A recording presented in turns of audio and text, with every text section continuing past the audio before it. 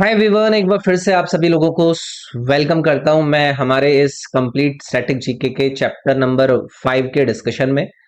अभी तक हमने आपके इस president and prime ministers of India वाले चैप्टर से 55 सवाल 55 क्वेश्चंस पूरे कर लिए थे। तो चलिए डिस्कशन को आगे बढ़ाते हैं और आज हम शुरुआत करेंगे क्वेश्चन नंबर 56 से।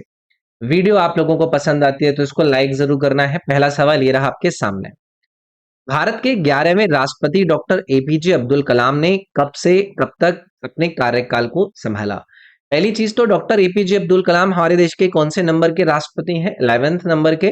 और ये कार्यकाल संभालते हैं 2002 में और 2007 तक इनका कार्यकाल चलता है। इनको एक और नाम से जाना जाता है, वो है पीपल्स प्रेसिडेंट, लोगों के राष्ट्रपति। क्योंकि अप्रोचेबल थे, इनको इनके अप्रोचेबल नेचर को लेकर जाना जाता है और यूथ को लेकर इनका जो डेडिकेशन है उसको लेकर इन्हें जाना जाता है, जिसमें ये अपनी जो डिस्कशंस है वो यूथ के साथ बहुत ज्यादा करते थे। तो याद रखिएगा, डॉक्टर एपीजे अब्दुल कलाम 2002 से 2007 तक इनका कार्यकाल रहा। अगला सवाल है, my journey transforming dreams into action किसके द्वारा लिखी गई है? My journey transforming dreams into action is written by whom? तो अभी हमारे देश के 11वें राष्ट्रपति डॉक्टर एपीजे अब्दुल कलाम का जिक्र हमने किया था, उन्हीं के द्वारा इस बुक को लिखा गया है। पुस्तक का नाम हमारे लिए इंपॉर्टेंट है, याद रखेंगे। अगला सवाल है, एपीजे अब्दुल कलाम को किस नाम से भी जाना जाता है? APJ Abdul Kalam is also known as what? सभी लोगों को पता होगा, मिसाइल मैन ऑफ इंडिया के नाम से भी जानता है। क्योंकि इन्होंने जो बैलिस्टिक मिसाइल वाली कैटेगरी होती है, जो लॉन्च व्हीकल टेक्नोलॉजी होती है, उसमें इन्होंने बहुत ज्यादा काम किया है। तो याद रखिएगा, इंडिया का जो पोखराम 2 वाला न्यूक्लियर टेस्ट नहीं था 1998 में, उसमें भी इनका बहुत इंपॉर्टेंट योगदान रहा था। तो याद रखेंगे, मिसाइल मैन ऑफ इंडिया। अगला सवाल है, निम्नलिखित में से कौन भारत में integrated guided missile development programme के वास्तुकार थे, यानी कि आर्किटेक्ट थे? किसके? आईजीएमडीपी, यानी कि integrated guided missile development programme. सभी लोग फिर से एक स्वर में कहेंगे, हमारे डॉक्टर एपीजे अब्दुल कलाम। तो ये जो प्रोग्राम था ना, इसका उद्देश्य था कि हमारे देश के अंदर कॉम्प्रिहेंसिव रेंज की मिसाइल को डेवलप करा जाए। जैसे कि अग्नि मिसाइल के बारे में आप सुनते हैं, आप पृथ्वी मिसाइल के बारे में सुनते हैं, आकाश मिसाइल, त्रिशूल मिसाइल, नाग मिसाइल, उसका ये प्रोग्राम था। इसके जो आर्किटेक्ट थे वो कौन थे? वो डॉक्टर एपीजे अब्दुल कलाम ही थे। ठीक है। अगला सवाल, पूर्व भारतीय राष्ट्रपति डॉक्टर कलाम किस प्रबंधन संस्थान के छात्रों को संबोधित कर रहे थे जब वे बेहोश हो गए और अंततः उनका निधन हो गया? ये बहुत ही ज्यादा दुखद एक वीडियो थी। इसको लेकर इनके जो सेक्रेटरी थे वो बहुत सारी जगहों पर उन्होंने कहा भी कि हमेशा यूथ के बारे में सोचते थे, संसद की कार्यवाही को कैसे बेटर किया जा सके उसको लेकर सोचते थे। तो जिस समय इनको हार्ट अटैक आया था या फिर ये बेहोश होकर गिर गए थे, उस समय में ये आईआईएम शिलोंग के अंदर अपना लेक्चर दे रहे थे। फिर उसके बाद इनको हॉस्पिटल ले जाया गया, लेकिन सरवाइव नहीं कर पाए। तो ये भी याद रखिएगा। निम्नलिखित में से किसे भारत के मिसाइल कार्यक्रम के जनक के रूप में जाना जाता है, यानी कि father of the India's missile programme? कौन रहेंगे? डॉक्टर एपीजे अब्दुल कलाम रहेंगे। क्यों रहेंगे वो भी मैंने आप लोगों को पीछे बताया था। निम्नलिखित में से किसे भारत का राष्ट्रपति बनने से पहले भारत रत्न पुरस्कार मिला था? तो ऐसे लोग जो भारत के राष्ट्रपति नहीं भी बने थे, उससे पहले ही अपने कामों को लेकर उनको भारत रत्न जैसे जो सम्मान है वो दिए जा चुके थे। उसमें आपके डॉक्टर सर्वपल्ली राधाकृष्णन भी आपको नजर आएंगे। तो 1954 में इन्हें भारत रत्न मिल गया था। और प्रेसिडेंट कब बने थे? ये 1962 में बने थे, याद है। इसी प्रकार से डॉक्टर एपीजे अब्दुल कलाम को भी याद रखिएगा, इनको 1997 में भारत रत्न पुरस्कार मिल गया था और ये राष्ट्रपति बनते हैं 2002 में। और इसी प्रकार आपको जाकिर हुसैन जी का भी नाम याद रखना है। इनको 1963 में भारत रत्न का पुरस्कार दे दिया गया था, जबकि ये भारत के राष्ट्रपति बनते हैं 1967 में। तो इसमें ऑल ऑफ द अबव वाला जो आपका ऑप्शन है वो सही जाएगा। भारत की पहली महिला राष्ट्रपति कौन थी? प्रेसिडेंट ऑफ इंडिया जो कि पहली वुमेन बनी हमारे देश की, तो सभी को पता है प्रतिभा पाटिल जी के बारे में। बहुत कॉमन सा सवाल है। हमारे देश की ये 12वीं राष्ट्रपति बनती हैं एपीजे अब्दुल कलाम के बाद। 2007 में ये राष्ट्रपति बनती हैं और 2012 तक प्रेसिडेंट के पद पर सर्व करती हैं। तो ये पहली वुमेन आपको याद रखनी है, प्रतिभा पाटिल जी। निम्नलिखित में से कौन कभी भारत के उपराष्ट्रपति नहीं रहे हैं? इन चार में से आपको उसका नाम बताना है जो कि उपराष्ट्रपति नहीं रहे हैं। तो अभी जिन प्रतिभा पाटिल जी के बारे में हमने चर्चा करी थी ना, तो इन्होंने कभी भी वाइस प्रेसिडेंट की पोजीशन को हेल्ड नहीं किया है। इसके अलावा के आर नारायण, शंकर दयाल शर्मा और जाकिर हुसैन, इन तीनों को ही बारे में मैंने आपको बताया था। जैसे कि के आर नारायण, ये क्या थे भाई? ये 9th वाइस प्रेसिडेंट थे हमारे देश के। और फिर उसके बाद ये क्या बनते हैं? ये हमारे देश के 10वें प्रेसिडेंट बन के चुनकर आते हैं। इसी प्रकार शंकर दयाल शर्मा को भी याद रखिएगा, ये हमारे देश के 8th वाइस प्रेसिडेंट थे। और इसी प्रकार जाकिर हुसैन के बारे में भी याद रखिएगा, ये 2nd वाइस प्रेसिडेंट थे हमारे देश के, और फिर 3rd प्रेसिडेंट बनते हैं हमारे देश के। ठीक है। प्रतिभा पाटिल किस राज्य से संबंधित है? इनका संबंधित राज्य आप लोगों से पूछा जा रहा है, तो ये भाई महाराष्ट्र राज्य से संबंधित है। ठीक है, याद रखिएगा, महाराष्ट्र के अंदर एक डिस्ट्रिक्ट पड़ता है जलगांव डिस्ट्रिक्ट, उसमें एक गांव आता है, उसका नाम है नदगांव। इस गांव से प्रतिभा पाटिल जी आती हैं। तो महाराष्ट्र से ही इनका पॉलिटिकल कैरियर शुरू होता है और फिर उसके बाद ये विधानसभा की मेंबर बनती हैं। धीरे धीरे करके महाराष्ट्र सरकार के बहुत इंपॉर्टेंट पद इन्होंने संभाले थे, जैसे कि शिक्षा मंत्री का पद भी इन्होंने संभाला था। तो इनका संबंध महाराष्ट्र राज्य से आपको याद रखना है। प्रतिभा पाटिल ने भारत के 12वें राष्ट्रपति के रूप में किस अवधि में सेवा करी? पीछे बताकर आया था, 2007 में ही आती हैं और 2012 तक इनका कार्यकाल रहता है। प्रतिभा पाटिल निम्नलिखित में से किस राज्य के पूर्व राज्यपाल थे? तो देखो, देश का राष्ट्रपति बनने से पहले ये एक राज्य की गवर्नर भी रह चुकी थी। तो ये आप लोग याद रखिएगा, ये राजस्थान के गवर्नर भी रह चुकी हैं। तो 2004 में इनकी गवर्नर ऑफ राजस्थान के पद पर नियुक्ति हुई थी। फिर 2007 तक रहती हैं, फिर 2007 से इनको देश का राष्ट्रपति बना दिया जाता है। तो महिलाओं के राइट्स वगैरह पर इनका बहुत इंपॉर्टेंट योगदान है, याद रखेंगे। 2019 में किस भारतीय राष्ट्रपति को मैक्सिको का सर्वोच्च नागरिक सम्मान प्राप्त हुआ था? अब इन्होंने हिंट दे दिया है 2019 का। अब ये 2019 के अंदर ये पूर्व राष्ट्रपति बन चुकी थी। तो 2019 में हमारी प्रतिभा सिंह पाटिल जी को ही आप लोगों को याद रखना है, अवार्ड दिया गया जो कि मैक्सिको का हाईएस्ट सिविलियन अवार्ड है। इसका नाम है ऑर्डर मैक्सिकन डेल समथिंग कुछ है, मेरे को याद नहीं आ रहा है। तो वो इनको अवार्ड दिया गया था। ठीक है। इसके अलावा एक और सवाल पूछा गया था इनके नाम पर जब इनको ये अवार्ड मिला था, तो कि बताइए कौन दूसरी भारतीय हेड ऑफ स्टेट है जिन्होंने इस अवार्ड को हासिल किया था? तो प्रतिभा सिंह पाटिल से ये मैक्सिकन या फिर जो मैक्सिको का हाईएस्ट सिविलियन ऑनर है वो सर्वपल्ली राधाकृष्णन को भी मिल चुका था। फिर उसके बाद प्रतिभा सिंह पाटिल बनती है 2nd प्रेसिडेंट या फिर 2nd हेड ऑफ स्टेट जिनको ये मैक्सिको का हाईएस्ट सिविलियन ऑनर दिया गया था। अगला है, अगस्त 2000 में निधन होने वाले प्रणब मुखर्जी भारत के कौन से राष्ट्रपति थे? तो प्रतिभा सिंह पाटिल जी के बाद प्रणब मुखर्जी को ही देश का राष्ट्रपति बनाया गया था। 2012 में कार्यकाल संभालते हैं और 2017 तक इनका कार्यकाल चलता है। प्रणब मुखर्जी की हम बात कर रहे हैं, 2020 में इनका देहांत हो गया था और ये देश के 13वें राष्ट्रपति के पद पर कार्यकाल को संभाल के आए थे।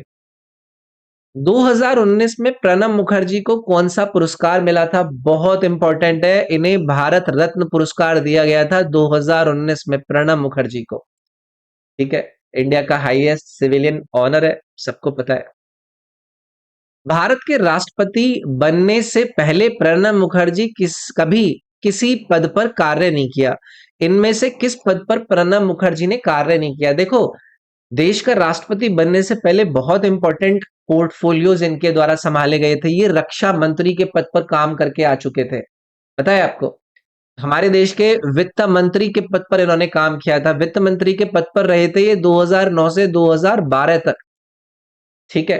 और इससे पहले ये एक्सटर्नल मिनिस्टर भी यानी कि विदेश मंत्रालय के अंदर भी रह चुके थे 1995 से 1996 में। और फिर 2006 में भी इनको विदेश मंत्री बनाया गया था 2009 तक। इसके अलावा रक्षा मंत्री भी हमारे देश के रह चुके थे। तो इसमें रेल मंत्रालय आपको मार्क करना है, जो कि इन्होंने कभी भी नहीं संभाला पोर्टफोलियो। तो याद रखेंगे प्रणब मुखर्जी बहुत बड़ा नाम है। पूर्व राष्ट्रपति प्रणब मुखर्जी ने पहली लोकसभा चुनाव किस वर्ष में जीता था? तो देखो बहुत पुराना नाम है। लोकसभा में पहली बार जीत कर आए थे ये 2004 में। याद रखिएगा। इससे पहले ये राज्यसभा के मेंबर रह चुके थे कई बार, लेकिन लोकसभा के चुनाव को जीतने के बाद पार्लियामेंट्री कैरियर में इनका बहुत बड़ा नाम स्थापित हुआ था। वेस्ट बंगाल से आता है और वेस्ट बंगाल की जो कॉन्स्टिट्युएंसी थी उसका नाम था जांगीपुर। इससे जीतकर आए थे प्रणब मुखर्जी 2004 में लोकसभा का। निम्नलिखित में से किसने भारत के योजना आयोग के उपाध्यक्ष के रूप में भी कार्य किया है? यानी कि ये जो व्यक्ति हैं उन्होंने डेप्यूटी चेयरमैन के पद पर भी काम करा है प्लानिंग कमीशन ऑफ इंडिया के अंदर। तो अभी जिन प्रणब मुखर्जी की हम बात कर रहे थे, इनके द्वारा डेप्यूटी चेयरमैन के पद पर भी प्लानिंग कमीशन के अंदर काम करा गया था। जून 1991 से लेकर मई 1996 में ये डेप्यूटी चेयरमैन थे प्लानिंग कमीशन ऑफ इंडिया के। तो हमारे देश के अंदर जो इकोनॉमिक रिफॉर्म्स नहीं आए थे उसमें बहुत बड़ा इनका योगदान था। ठीक है। अगला सवाल है, निम्नलिखित में से कौन द टर्बुलेंट ईयर्स 1980 टू 1996 के लेखक है? द टर्बुलेंट ईयर्स 1980 टू 1996 के लेखक भी आप लोगों को प्रणब मुखर्जी ही याद रखना है। इसके अंदर इनके टाइम में जो पॉलिटिकल इवेंट्स हुए इनके समय में, उनको उन्होंने इसके अंदर लिखा है, अपने एक्सपीरियंस को इसके अंदर जाहिर कराया। भारत के राष्ट्रपति बनने से पहले श्री प्रणब मुखर्जी 2009 से 2012 तक किस पद पर थे? अभी बताकर आया था ना, हमारे देश के फाइनेंस मिनिस्टर थे इस समय पे 2009 से लेकर 2012 में। तो इंडिया की इकोनॉमी फाइनेंशियल क्राइसिस से समय पर गुजर रही थी, तो इनका बहुत बड़ा योगदान था हमारे देश के वित्त मंत्री के पद पर इस समय पर। ठीक है। रामनाथ कोविंद 2017 से 2022 तक भारत के कौनसेवें राष्ट्रपति थे? 13वें कौन थे? प्रणब मुखर्जी। इनके बाद बनते हैं 14वें राष्ट्रपति कौन? रामनाथ कोविंद जी 2017 से 2022 तक। इनको लेकर एक और सवाल पूछा जाता है कि बताइए कि सेकंड दलित प्रेसिडेंट कौन थे? तो ये रामनाथ कोविंद थे। पहले कौन थे? सभी को बताकर आया था, के आर नारायण। ये हमारे देश के पहले दलित प्रेसिडेंट थे। तो रामनाथ कोविंद 14वें राष्ट्रपति थे, ये हमने आंसर कर दिया। रामनाथ कोविंद किस राज्य से? बहुत ही सिंपल सा सवाल है, ये उत्तर प्रदेश राज्य से आते हैं। कानपुर देहात से इनका संबंध है। तो राज्यसभा में उत्तर प्रदेश से ही इन्होंने रिप्रेजेंटेशन दिया था। तो याद रखिएगा उत्तर प्रदेश से संबंधित है। रामनाथ कोविंद ने भारत के 14वें राष्ट्रपति बनने के लिए इन चार विकल्प में से बताना है कि किसे हराया था। तो इस समय पर राष्ट्रपति के पद पर इनके ऑपोजिट थी मीरा कुमार जी। तो 2017 के प्रेसिडेंशियल इलेक्शन में इन्होंने मीरा कुमार जी को हराया था। ठीक है। लोकसभा स्पीकर थी ये उस समय पर, मतलब पहले रह चुकी थी लोकसभा स्पीकर, सुना होगा मीरा कुमारी जी। तो याद रखेंगे नाथ कोविंद जी इसमें आंसर हो जाएंगे। रामनाथ कोविंद 2015 से 2017 तक किस राज्य के राज्यपाल थे? तो राष्ट्रपति बनने से पहले ये बिहार राज्य के राज्यपाल थे। ठीक है। तो फिर वहां से राज्यपाल के पद से इनको वापस बुलाकर राष्ट्रपति के पद पर इनका इलेक्शन कराया गया। तो बिहार राज्य के राज्यपाल थे इससे पहले। द्रौपदी मुर्मू जी की हम बात करेंगे, भारत की 15वीं राष्ट्रपति हैं। इनका संबंध आपसे पूछ रहे हैं कि कौन से राज्य से है? तो ये है उड़ीसा राज्य से। तो याद रखिएगा। इनको लेकर एक और सवाल पूछा जा सकता है आपसे कि एक ट्राइबल कम्युनिटी है, उस कम्युनिटी का नाम क्या है? तो वो है संथल ट्राइबल कम्युनिटी। इस ट्राइबल कम्युनिटी से आती हैं द्रौपदी मुर्मू जी। तो याद रखिएगा उड़ीसा राज्य की स्टेट पॉलिटिक्स के अंदर इनका काफी बड़ा पॉलिटिकल कैरियर रहा है। ए ऑप्शन करेक्ट हो जाता है इसमें। भारत के राष्ट्रपति बनने से पहले द्रौपदी मुर्मू जी भी ना राज्यपाल थी। कौन से राज्य के राज्यपाल के पद पर काम कर रही थी? ये झारखंड की राज्यपाल थी। तो 15 से लेकर 2021 तक झारखंड के राज्यपाल के पद पर इन्होंने काम करा है। एजुकेशन पर बहुत ज्यादा काम रहा, ट्राइबल वेलफेयर पर इनका बहुत ज्यादा काम रहा। झारखंड राज्य की राज्यपाल थी देश का राष्ट्रपति बनने से पहले। Who among the following is the first tribal woman to become the president of India? सभी लोग आंसर करेंगे, कौन रहेंगी? द्रौपदी मुर्मू रहेंगी। जवाहरलाल नेहरू भारत के पहले क्या थे? तो अभी तक हमने जितने भी सवाल डिस्कस करे थे वो थे प्रेसिडेंट से संबंधित। अब हम प्रधानमंत्री प्राइम मिनिस्टर से संबंधित सवाल करेंगे। तो इन्होंने पूछा है जवाहरलाल नेहरू क्या थे हमारे देश के पहले? तो सभी लोग कहेंगे प्रधानमंत्री जी थे। तो इनकी जो टर्म शुरू होती है वो कब शुरू होती है? अगस्त 15 1947 से। और फिर उसके बाद ये रहते हैं मई 27 1964 तक हमारे देश के प्रधानमंत्री। तो याद रखिएगा बी ऑप्शन इसमें करेक्ट हो जाता। Jawaharlal Nehru serve the longest term as prime minister of India for 16 years. कब से लेकर कब तक? तो अभी तो ये वाला जो 16 साल का रिकॉर्ड है आपको पता है ना? तो लेकिन अगर जवाहरलाल नेहरू जी के बारे में पूछा जाए कि कब से कब तक रहे थे, तो अभी पीछे बताकर आया था 1947 से 1964 तक 16 साल तक इनका काम रहा था प्रधानमंत्री पद पर। अगला सवाल है who coined the phrase unity in diversity to describe India? Bharat का वर्णन करने के लिए विविधता में एकता वाला जो वाक्यांश है वो किसने दिया था? तो ये जवाहरलाल नेहरू जी के द्वारा ही दिया गया था। तो ये यूनिसिटी इन डाइवर्सिटी के कॉन्सेप्ट में बिलीव करते थे और इस कॉन्सेप्ट को इन्होंने पॉपुलराइज भी किया था कि भाई इंडिया की जो कल्चरल और लिंग्विस्टिक डाइवर्सिटी है उसकी इंपॉर्टेंस कितनी इंपॉर्टेंट है उसको इन्होंने एम्फेसाइज किया था। निम्नलिखित में से कौन सी पुस्तक जवाहरलाल नेहरू जी के द्वारा नहीं लिखी गई है? अब मैं इनके द्वारा कई सारी इंपॉर्टेंट पुस्तक लिखी गई थी। एन ऑटोबायोग्राफी किसकी है? नेहरू जी की है। A bunch of old letters किसकी है? नेहरू जी की है। द डिस्कवरी ऑफ इंडिया किसकी है? नेहरू जी की है।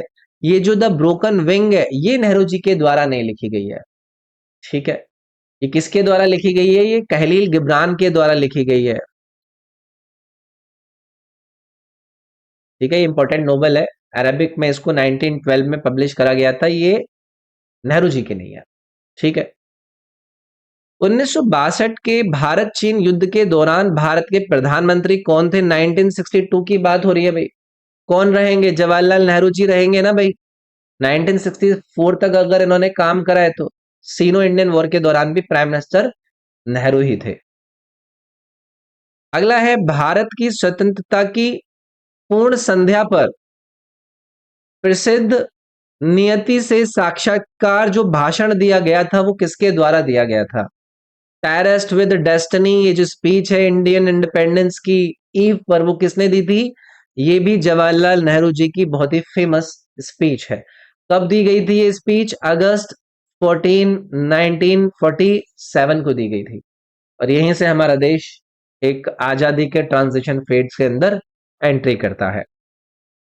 भारत में योजना आयोग के पहले अध्यक्ष कौन थे? प्लानिंग कमीशन के पहले चेयरमैन का नाम पूछ रहे हैं। इसमें भी आप लोगों को जवाहरलाल नेहरू जी का ही नाम याद रखना है। प्लानिंग कमीशन कब स्थापित करा गया था? 1950 में। और इसके पहले चेयरमैन के पद पर कौन काम करते हैं? जवाहरलाल नेहरू जी बात करते हैं। और इन्हीं की लीडरशिप में जो पहली पंचवर्षीय योजना है वो कब लॉन्च होती है? 1951 में लॉन्च होती है। जवाहरलाल नेहरू को भारत रत्न किस वर्ष प्रदान किया गया था? तो 1955 में इनको भारत रत्न से सम्मानित कर दिया गया था भाई। याद रखेंगे इंडिया के इंडिपेंडेंस डेवलपमेंट में रोल रहा है इनका। कार्यालय में रहते हुए निधन होने वाले पहले भारतीय प्रधानमंत्री कौन थे? तो उस समय पर प्रधानमंत्री नेहरू जी प्राइम मिनिस्टर ही थे जब इनकी डेथ हो गई थी। इनकी डेथ कब हुई थी? मई 27 1964 को। तो फर्स्ट इंडियन प्राइम मिनिस्टर बनते हैं जिनका कार्यकाल के दौरान निधन हुआ। 1964 में जवाहरलाल नेहरू के निधन के बाद भारत के पहले कार्यवाहक प्रधानमंत्री के रूप में किसे नियुक्त किया गया था? First acting prime minister after Jawaharlal Nehru in 1964 कौन नियुक्त करे गए थे? उसमें आपको गुलजारी लाल नंदा जी का नाम याद रखना है। ठीक है। तो ये जब तक लाल बहादुर शास्त्री जी को अपॉइंट नहीं करा गया, गुलजारी लाल नंदा ने तब तक प्राइम मिनिस्टर के पद पर काम करा था। ठीक है। इस समय में ये होम मिनिस्टर भी थे, गुलजारी लाल नंदा जी। लाल बहादुर शास्त्री ने भारत के दूसरे प्रधानमंत्री के रूप में कब से कब तक अपनी सेवा दी? तो ये प्राइम मिनिस्टर कब बनते हैं? ये बनते हैं जून 9 1964 को। और फिर उनके बाद इनकी डेथ हो जाती है। इनकी डेथ बहुत ही बड़ी घटना थी। तो जनवरी 11 1966 को ये अ, मतलब खत्म हो जाता है। तो 1964 से 1966 तक का सेकंड प्राइम मिनिस्टर के पद पर लाल बहादुर शास्त्री जी का कार्यकाल रहता है। 1965 के पाकिस्तान के साथ युद्ध के दौरान भारत का नेतृत्व करने वाले प्रधानमंत्री कौन थे? लाल बहादुर शास्त्री जी थे। कोई भी परेशानी नहीं होगी। इनका एक बहुत इंपॉर्टेंट स्लोगन था, सभी को पता होगा, जय जवान जय किसान। तो इन्होंने सोल्जर्स और फार्मर्स को ऑनर करने के लिए ये स्लोगन को कॉइन किया था। लाल बहादुर शास्त्री की समाधि को किस नाम से जाना जाता है? लाल Bahadur Shastri Samadhi is also known as what? तो विजय घाट के नाम से जानी जाती है लाल बहादुर शास्त्री जी की समाधि। ठीक है, याद रखेंगे, विजय घाट। निम्नलिखित में से कौन सा नारा लाल बहादुर शास्त्री जी से संबंधित है? जय जवान जय किसान 1965 में इनके द्वारा दिया गया था। Eight which of the following places did Indian prime minister Lal Bahadur Shastri pass away? तो ये गए हुए थे। कहां पर गए हुए थे? ये तश्केंत गए हुए थे। ठीक है। तश्केंत एग्रीमेंट साइन करने के बाद ही इनकी डेथ हो गई थी। तो इस एग्रीमेंट का उद्देश्य पता है आपको? ये जो तश्केंत एग्रीमेंट था, इस एग्रीमेंट का उद्देश्य था कि भारत और पाकिस्तान के बीच में शांति को स्थापित करा जा सके 1965 के वॉर के बाद। ठीक है। तो ऐसा कहा जाता है हार्ट अटैक आ गया था, लेकिन बहुत सारी कंट्रोवर्सी भी है। Which former prime minister is also known as man of peace? शांति पुरुष के नाम से किसको जाना जाता है? लाल बहादुर शास्त्री जी का ही नाम आपको यहां पर याद रखना है। ठीक है। तो इन्होंने पाकिस्तान के युद्ध के बाद जो भी शांति को लेकर स्टेप उठाए थे, डिप्लोमेटिक सॉल्यूशंस उन्होंने कन्फ्लिक्ट के दौरान नॉन वायलेंस की बात करी थी, तो इसलिए इनको मैन ऑफ पीस के नाम से भी जाना जाता है, लाल बहादुर शास्त्री जी को। इंदिरा गांधी के बारे में निम्नलिखित में से कौन सा कथन असत्य है? पहला, she was the wife of Feroze Gandhi, वह फिरोज गांधी की पत्नी थी। बिल्कुल ठीक है। इन्होंने प्राइम मिनिस्टर के पद पर 1966 से 7 तक और फिर 1980 से 84 तक काम करा था। बिल्कुल सही है। कांग्रेस पार्टी इन्होंने 1938 में ज्वाइन करी थी और उसकी वजह से इनको 8 महीने की जेल भी हुई थी 1942 में। बिल्कुल ठीक है। उसके बाद उनकी मृत्यु 31 अक्टूबर 1984 को प्राकृतिक कारणों से हुई थी, नेचुरल डेथ थी। ये वाला गलत हो जाता। तो आपको पता है कि पॉलिटिकल टेंशंस बढ़ गई थी हमारे देश के अंदर ऑपरेशन ब्लू स्टार के बाद। तो एंटी सिख दंगे हुए थे पूरे भारत के अंदर और फिर इनको असैसिनेट कर दिया गया था इनके खुद के बॉडी गार्ड्स के द्वारा अक्टूबर 31 1984 को। लेकिन नेचुरल डेथ नहीं थी, असैसिनेशन था। भारत के पहले प्रधानमंत्री जिनकी हत्या करी गई थी, कौन रहेंगे इसमें? इंदिरा गांधी जी ही रहेंगे। ठीक है। नई दिल्ली के अंदर इनको असैसिनेट कर दिया गया था इनके बॉडीगार्ड्स के द्वारा। कौन अब तक भारत की एकमात्र महिला प्रधानमंत्री हैं? सभी लोग एक ही स्वर में आंसर करेंगे, इंदिरा गांधी। नेक्स्ट है, इंदिरा गांधी ने सर्व किया as prime minister of India during which of these following four wars? सवाल इंपॉर्टेंट है, आपको पता है ऐसे सवालों की इंपॉर्टेंस काफी ज्यादा रहती है। तो प्राइम मिनिस्टर, ये जो 1971 वाला भारत पाकिस्तान युद्ध था, उसमें यही प्रधानमंत्री थी हमारे देश की। और इसी की वजह से कौन सा नया देश क्रिएट होता है? बांग्लादेश क्रिएट होता है। तो यहां पर आपको सी आंसर करना है। अगला है, इंदिरा गांधी जी की हत्या निम्नलिखित में से किस वर्ष हुई थी? कब इनको असैसिनेट किया गया था? तो 1984 में इनको असैसिनेट किया गया था। और डेट भी हमारे लिए इंपॉर्टेंट रहती है, अक्टूबर 31। तो इनके जो सिख बॉडीगार्ड थे उनके द्वारा इनका असैसिनेशन कैरी आउट करा गया था ऑपरेशन ब्लू स्टार के आफ्टरमैथ के बाद। निम्नलिखित में से कौन सी पुस्तक भारत की पूर्व प्रधानमंत्री इंदिरा गांधी द्वारा लिखी गई है? पहले भी मैंने बात करी थी, इनकी पुस्तक का नाम है माई ट्रूथ। ठीक है, तो इसमें इंदिरा गांधी जी के अकाउंट्स के बारे में पता चलता है कि इनकी पर्सनल और पॉलिटिकल लाइफ कैसे थी, वो सारी चीजें। Who was the Prime Minister of India when the fundamental duties were included in the Indian Constitution? तो आप लोगों को पता है कि फंडामेंटल ड्यूटीज को कब ऐड किया गया था? 42nd कॉन्स्टिट्यूशनल अमेंडमेंट एक्ट 1976 में ऐड किया गया था। तो इमरजेंसी का ये दौर था, तो इसमें देश की प्रधानमंत्री कौन थी? इंदिरा गांधी जी ही थी। तो यार ये था हमारा डिस्कशन। अच्छा, अभी और बचता है क्या?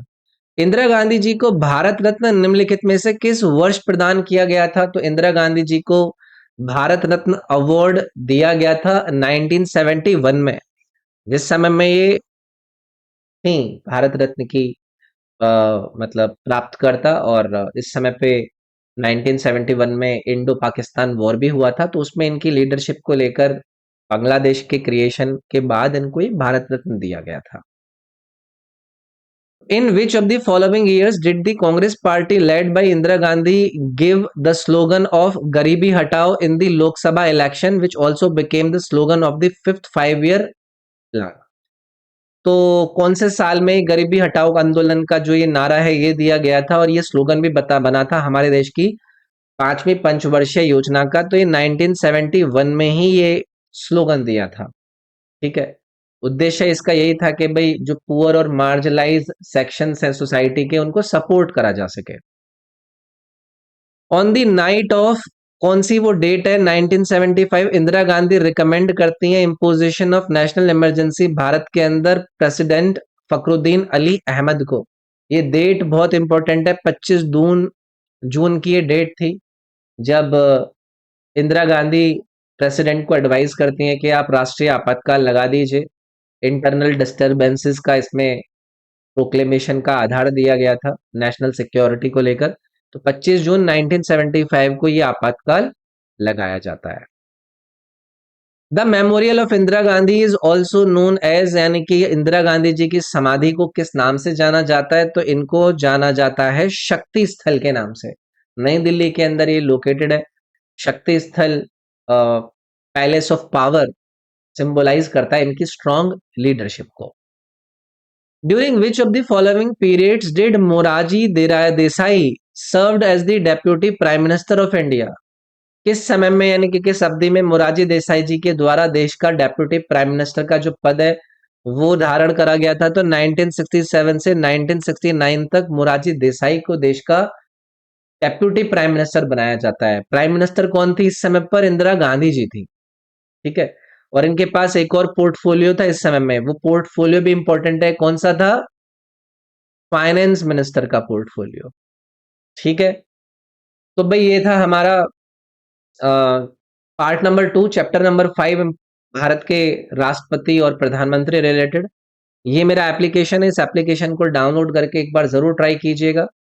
मुझसे पर्सनली कनेक्ट करने के लिए आप मुझे इंस्टाग्राम पर मैसेज कर सकते हैं, रॉबिन SIRG ये मेरा यूजर नेम है, इस पर आप मेरे साथ कनेक्ट कर सकते हैं। इसके अलावा मेरे टेलीग्राम और मेरे व्हाट्सएप ग्रुप के लिंक सारे के सारे आपको इस वीडियो के डिस्क्रिप्शन में दिए गए हैं।